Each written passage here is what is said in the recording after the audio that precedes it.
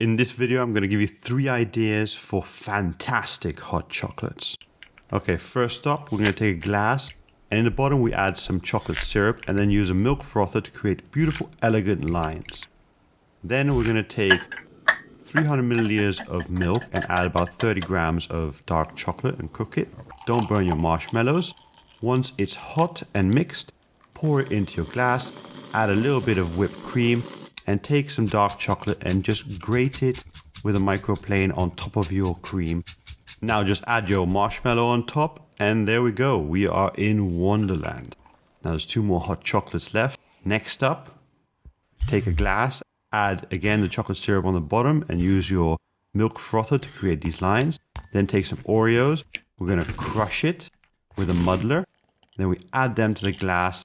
We add some hot milk on top. This will melt the Oreo cream and the cookies, but to give it a little helping hand, whisk it with the frother.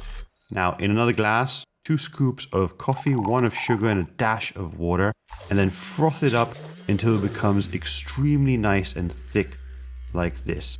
This is known as Dalgona coffee, and it's a beautifully textured coffee foam. We're going to put this on top of our Oreo hot chocolate, and there you go. A delicious, awesome drink. Stay tuned for the last idea. It's a banger. Next, we take some Bounty ice cream. We're going to cut it if you need. Add some hot milk. Try not to spill it like me. Take your milk frother and whisk it up. And this is going to make a delicious Bounty coconutty hot chocolate. Now, take the syrup again. Make some beautiful lines.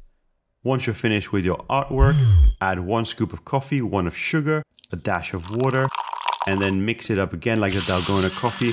But we're going to make it a little bit thinner so we can pour it out like this over your nice hot Bounty hot chocolate. Add a little bit of whipped cream, and for good measure, another Bounty ice cream and a little bit of caramel.